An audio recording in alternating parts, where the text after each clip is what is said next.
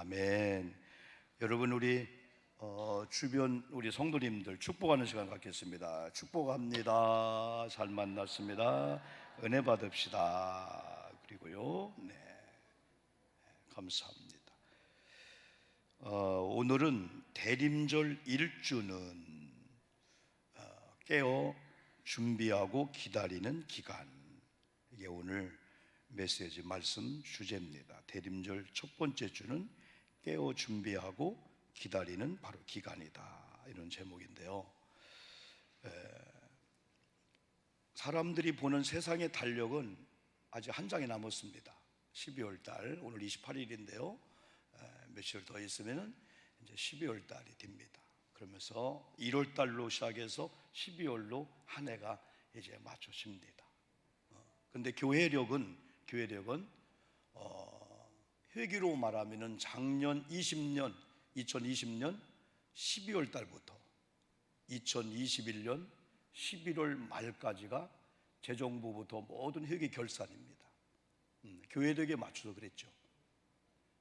영적인 성도님들은 교회력을 중요하게 생각하는데 이 교회력은 바로 오늘부터 출발입니다. 그러니 우리가 알든 모르든 오늘, 영적인 새해는 오늘 출발이구나.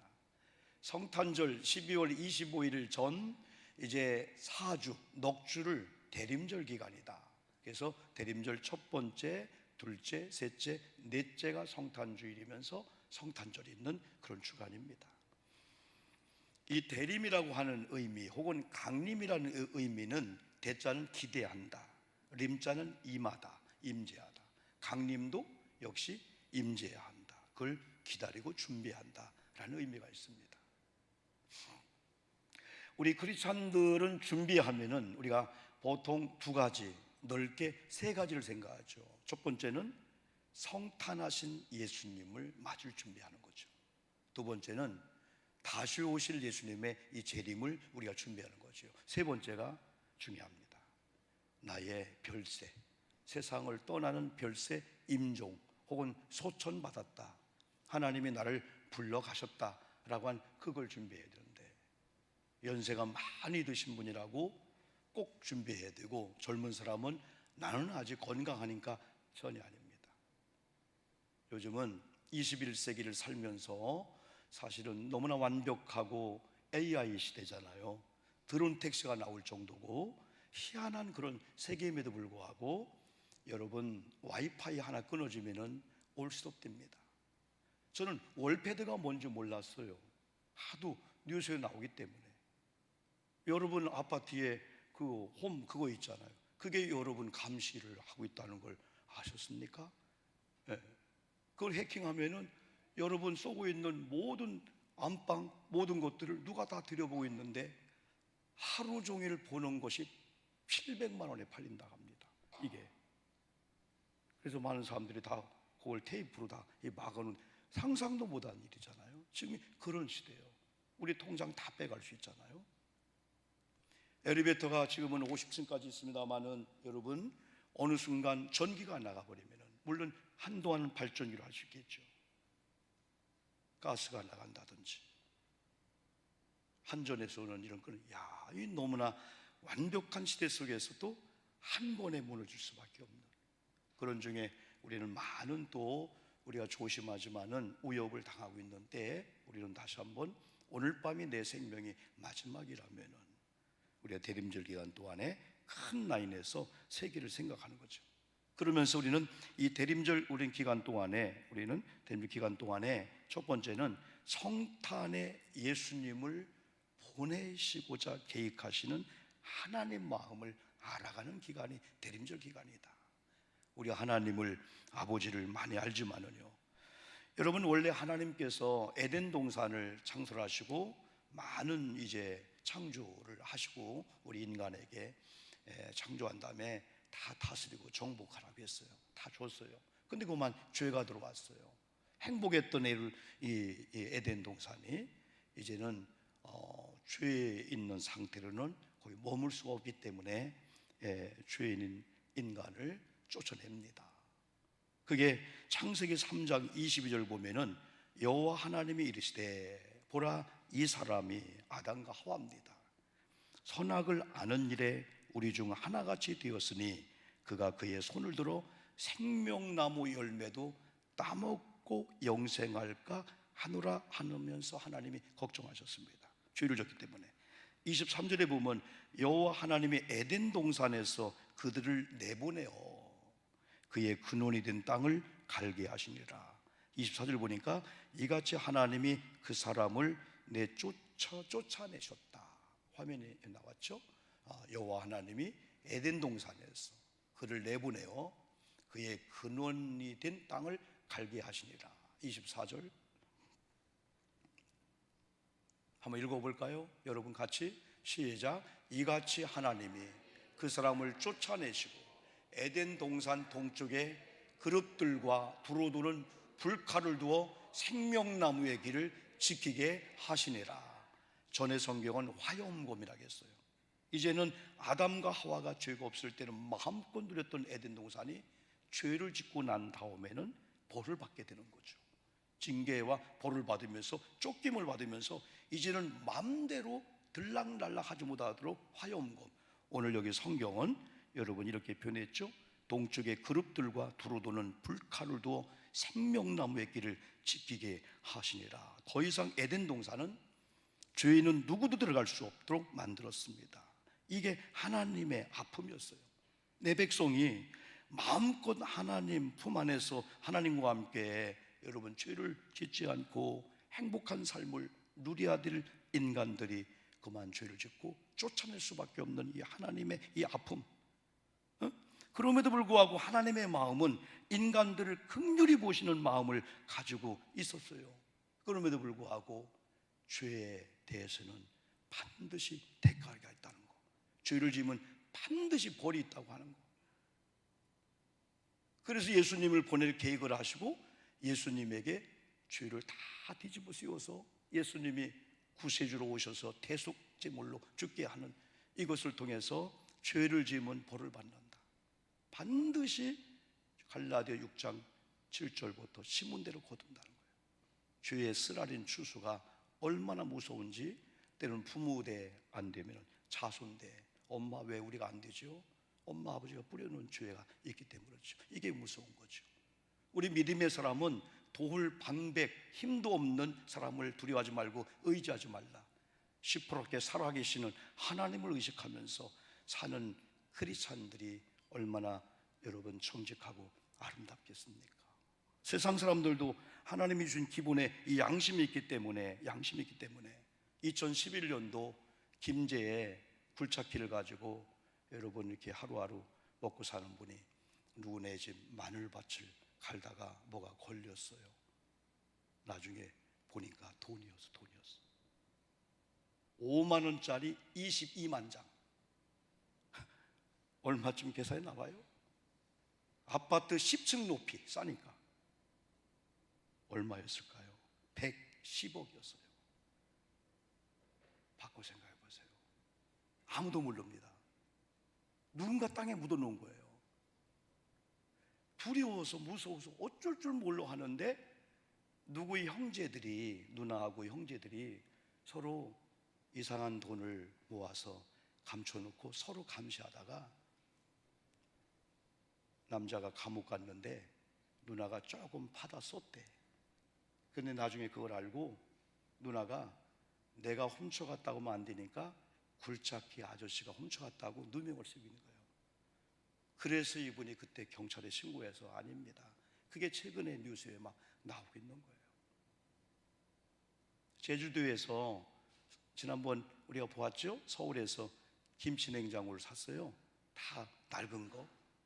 그래 막 청소하다가 밑에 이렇게 상자 같은 걸로 막 테이프로 그래서 아유 뭐 세기 때문에 그랬나? 그거 뜯었더니 거기서 돈이 막 나오는 거야.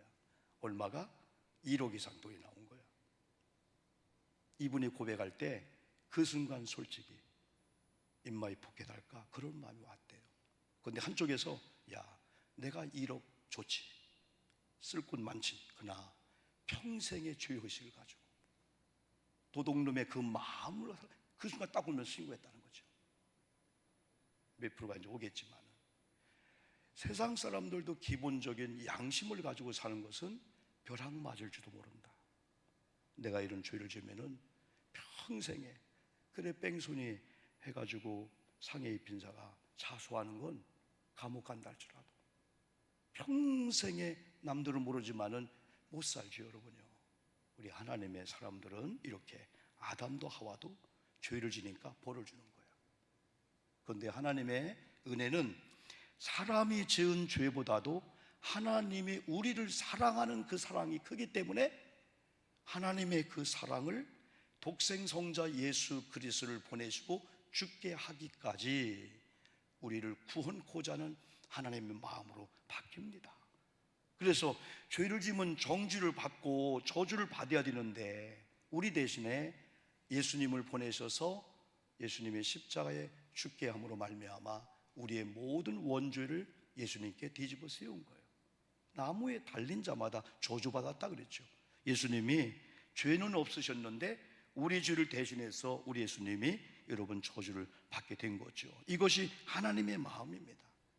오직 하나님의 마음은 구원이셨고 또 죄를 졌을지라도 돌아온 자들이 다시 아버지를 하나님을 아버지로 부르면서 회개하고 돌아와서 용서받은 자의 그 아름다운 자녀의 삶을 살게 하는 것이 아버지의 뜻이기 때문에 행여 구원받은 성도님들이 어떤 죄를 지면은 알았어 하고 징계하고 그냥 벌을 주는 걸로 아니라 사람들을 보내고 양심의 가책을 주게 하고 그래서 회개하고 돌아오게 하는, 이게 하나님의 열심이라는 거죠.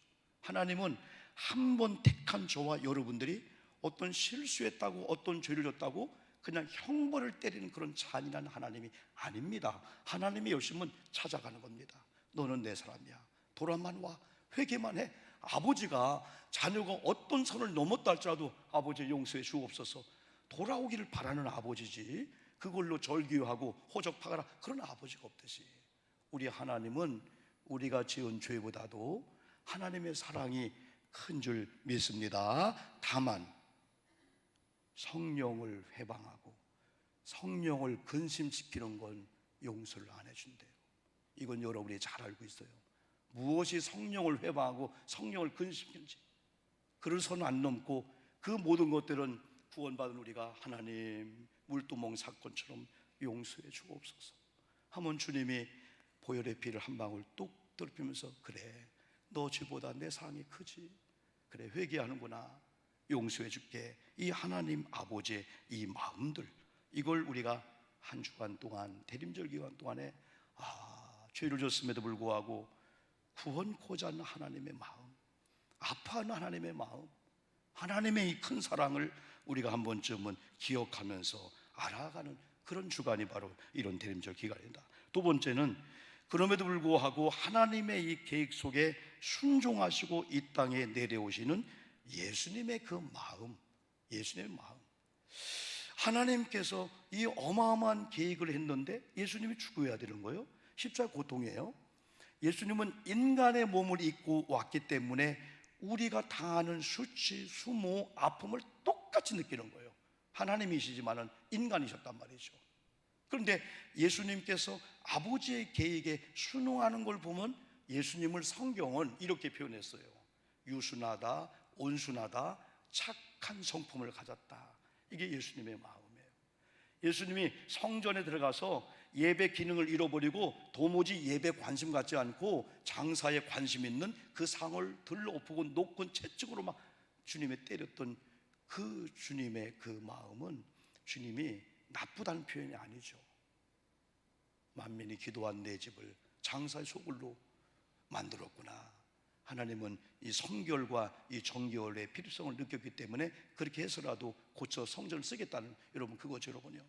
그런데 우리 예수님에 대해서요, 예수님에 대해서 마태복음 11장 28절하고 29절인데 특히 29절에서는 28절은 수고하고 무거운 짐진 자들아 다 내게로 와 그랬죠. 내가 누구냐? 나는 마음이 온유하고 겸손하다. 예수님 마음이 온유하고 겸손했구나.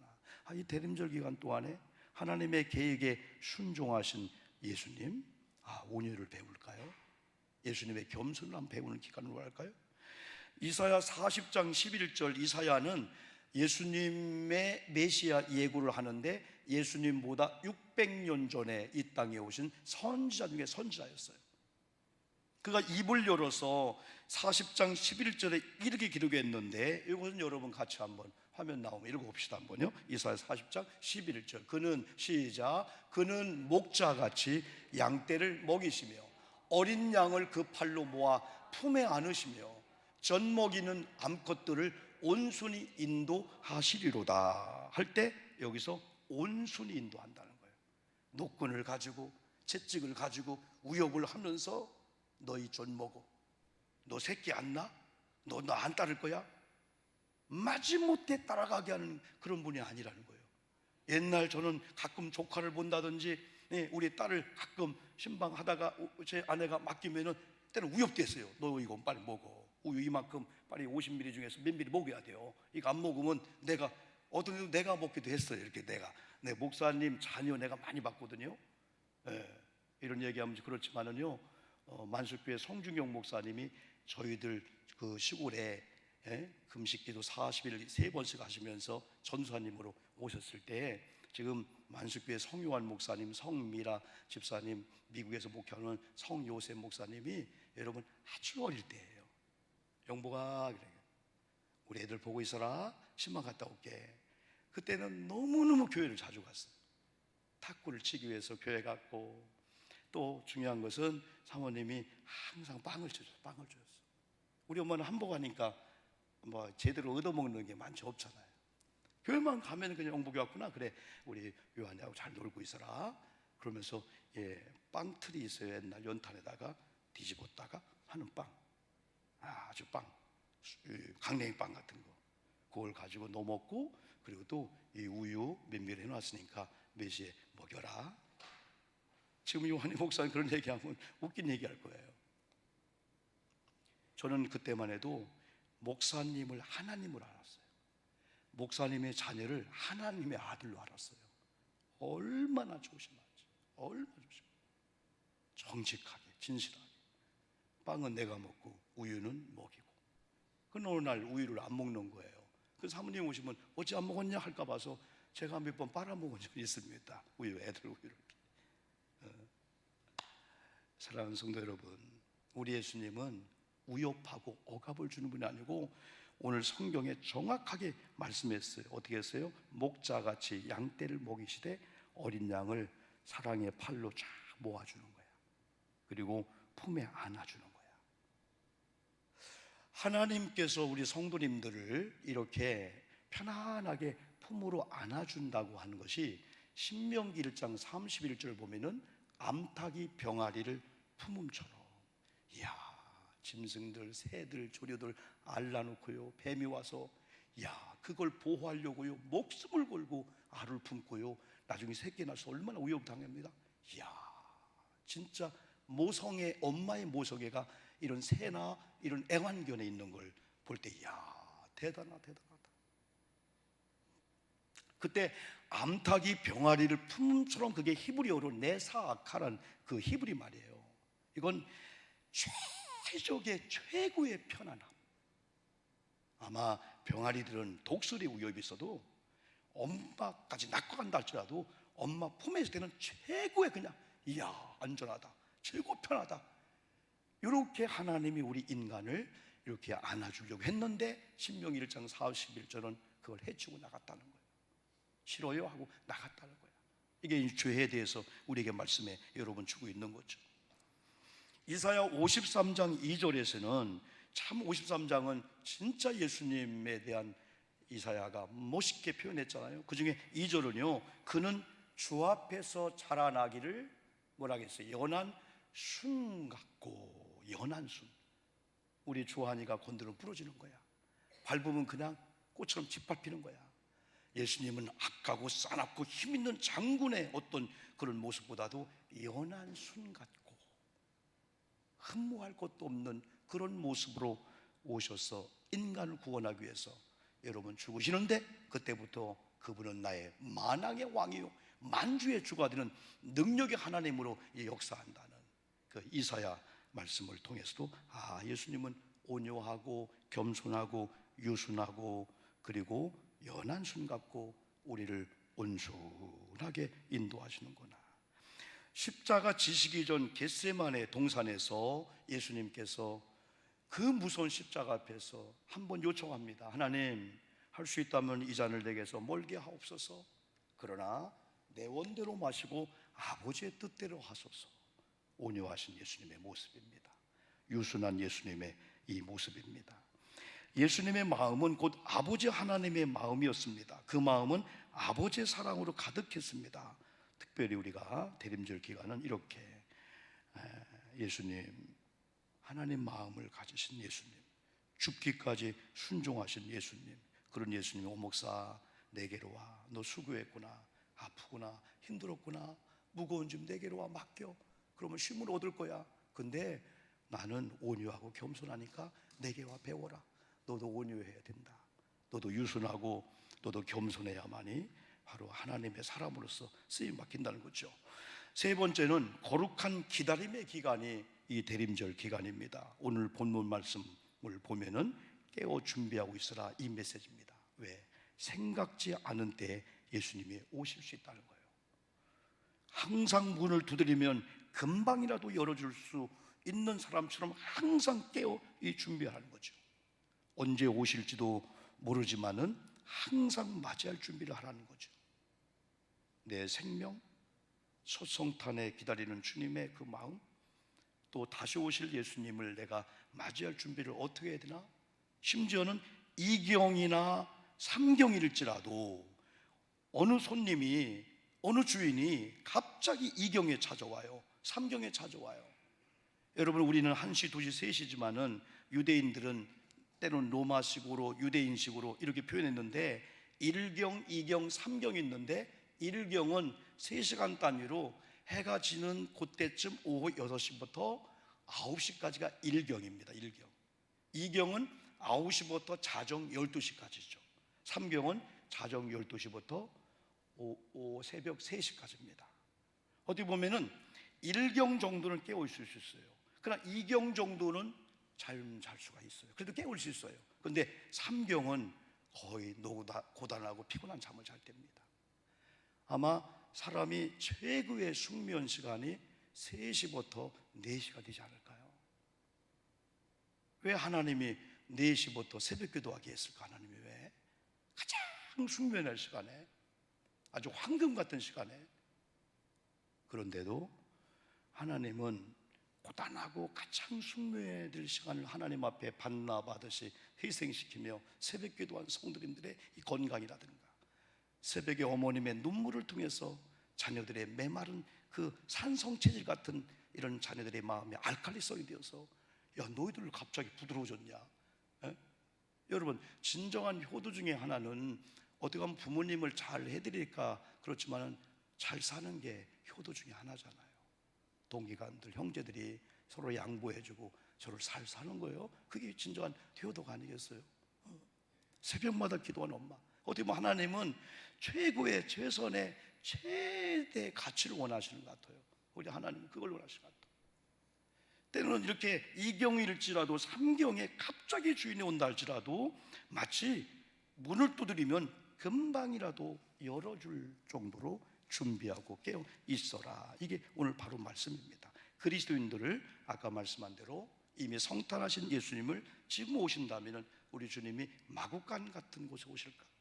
냄새나고 여러분 강보 정도 있고 준비되지 않은 그런 곳에 주님 오실까?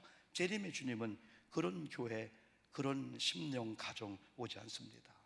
깨끗하게 준비되지 않고, 그래서 깨끗하게 준비된다고 하는 이 말 속에는 여러분 회개라는 말이 여러분 나오게 되죠, 여러분요. 그래서 대림절 기간은 그리스도인들에게 있어서 최고의 거룩해 줄 수 있는 기간이고 또 성결해지고 정결할 수 있는 그런 기간이기 때문에 거룩하고 엄숙한 기간으로 많은 분이 생각합니다. 그리고 고요하고 거룩한 시간들을 많이 만듭니다. 우리가 거룩한 성탄을 우리 다시 한번 경험하기를 원한다면 주님이 오실 만한 고요하고 거룩한 영적, 육적, 집안, 우리 심령의 분위기를 만들어야 한다는 사실이죠. 반대로 성경 속에 실패하는 무리들, 실패하는 사람들의 특징은 한결같이 소동하는 사람들이었습니다. 불을 소동한다는 게 아니고 시끄럽게 하는 사람이었습니다. 그들은 성탄의 본질이신 예수님께 별로 관심이 없습니다. 그냥 소리 지르고 군중들을 여론몰이 광장으로 불러들입니다. 마태복음 2장에 보면은 동방 박사들을 통해서 예수의 탄생의 예고를 헤로식을 했습니다. 그러면서 예루살렘 성민의 수많은 사람들이 여러분 난리가 났습니다. 소동하고 난리가 난 겁니다. 헤롯은 예수님을 죽기 위해서 남자아이를 죽게 하는, 두 살 아래 죽게 하는 그런 막 살인 정책을 여러분 하게 되죠. 여기저기서 아이들의 막 비명소리, 막 수고난 비명소리가 예루살렘 성 안에 가득 차게 되었습니다. 우리 예수님이 십자가 지고 가는 현장에도 침을 뱉고 소리를 지르면서 예수님을 비난 무리들, 또 빌라도 앞에 예수님 재판을 받을 때에 바라바를 살려주고 예수를 십자가에 못 박으십시오, 여러분 피를 토하듯 침을 토하듯 여러분 외치고 소리지르는 그 무리들, 골고다 언덕 위에 주님이 올라가실 때 제비를 뽑고 소리 지르고 소동하는 사람들, 심지어는 당신이 유대인의 하나님이라면 당신도 살고 우리도 살려주라, 예수님을 조롱하는 이런 사람들, 허리를 창에 찔리고 간신빌로 하시고 대못을 박는 이런 많은 사람들의 이 아우성. 출애굽한 이스라엘 백성들이 광야 생활을 잘 하는 것 같았는데 가나안 땅은 2명뿐이 못 들어갔단 말이에요. 애굽에서 나올 때 최소한도 200만 명이 나왔는데 애굽에서 나왔던 200만 명 중에 가나안 땅에 들어간 사람은 여호수아, 갈렙 2명뿐이었고 그 외에는 신생아들이 바른 교훈을 받고 바로 구원의 땅 가나안 땅에 들어가게 됐죠, 여러분요. 그러면 왜 이스라엘 백성들이 원래부터 그랬을까요? 물론 원래부터 그랬다고 볼 수 있지만은 어떤 영향을 받을 때가 있었어요.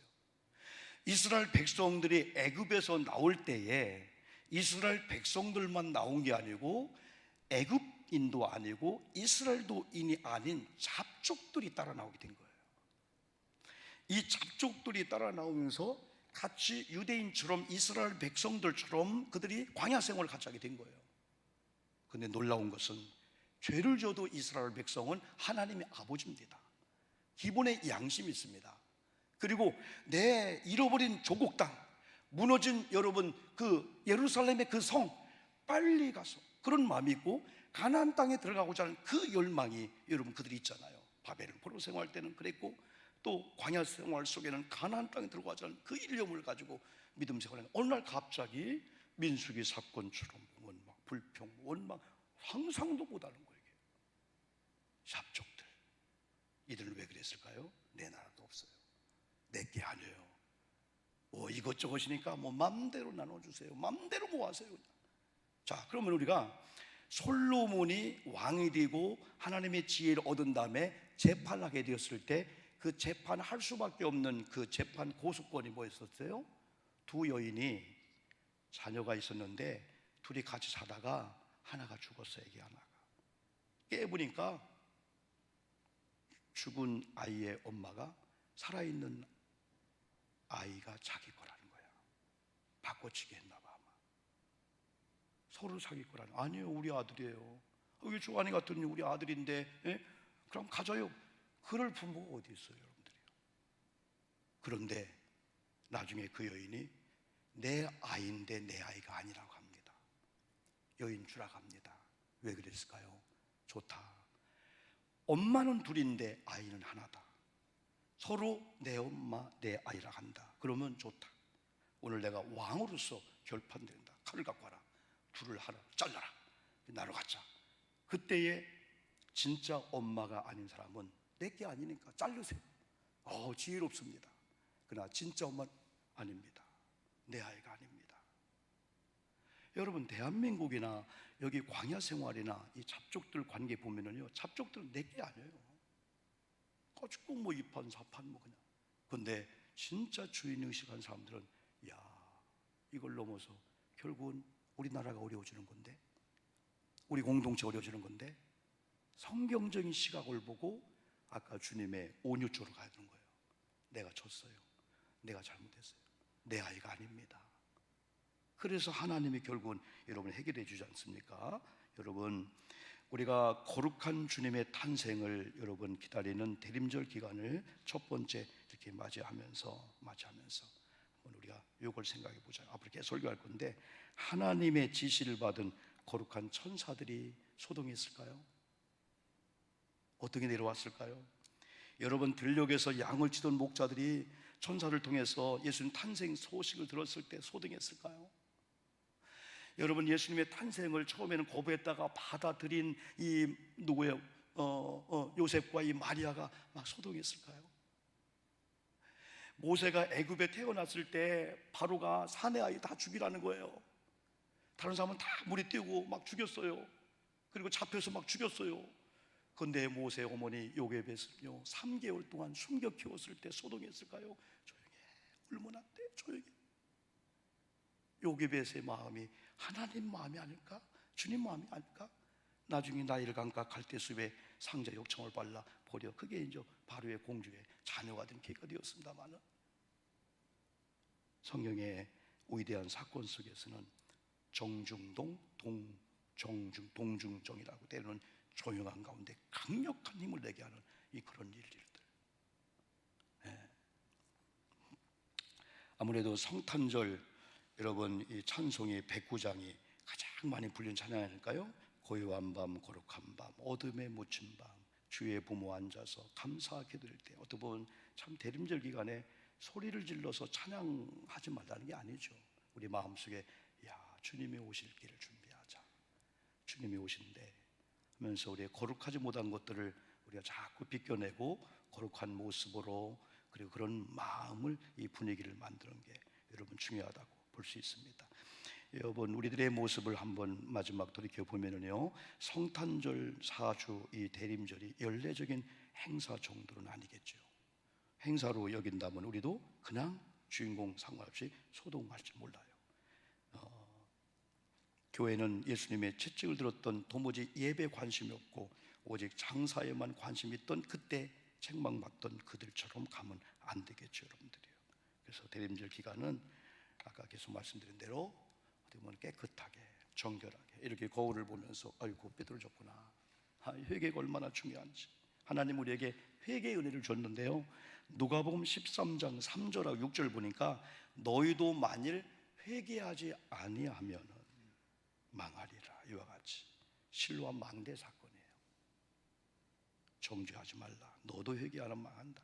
그런데 사도행전 3장 19절은 이렇게 말씀했어요. 회개하면은 그랬는데 사도행전 3장 19절 같이 한번 읽어볼까요? 시작. 그러므로 너희가 회개하고 돌이켜 너희 죄 없이 함을 받으라. 이같이 하면 새롭게 되는 날이 주 앞으로부터 이를 것이요. 아멘 합시다. 아멘. 통쾌 상쾌한 날이 온대. 무겁고 찌뿌든 모든 것들을 주님의 보혈의 피를 의지하며 회개하면 주님이 용서해 주면은 우리 속에 상쾌하고 유쾌하고 통쾌하고 새롭게 되는, 이야 진작에 내가 회개를 할 걸. 어느 날 아버지한테 죄를 고백하는 가운데 아버지가 이놈아 난 다 알고 있었어, 그러나 용서한다, 와 소리를 지르듯이. 여러분, 죄의식 가질 필요가 없어요. 우리 아버지께 다 이 대림절 기간 동안에 다 내놓고 회개하면 우리 마음이 막 상쾌 통쾌하면서 그 손으로 막 직장 사업장 만지니까 이야 예전에 미처 몰랐다, 막 풀려지고 열려지는 그런 축복이 있는데요. 우리 한 번쯤 우리가 대림절 기간을 첫 주부터 잘 보내시면서 여러분 신비한 하나님의 은혜를 경험하시는 기간 되기를 주님의 이름으로 축복합니다. 아멘. 우리 두 가지 기도합니다. 말씀 의지하고 기도하십니다. 또 두 번째는 여러분 아픕니까? 치유를 위해서 기도합시다. 하나님 아버지 결단합니다. 결심합니다.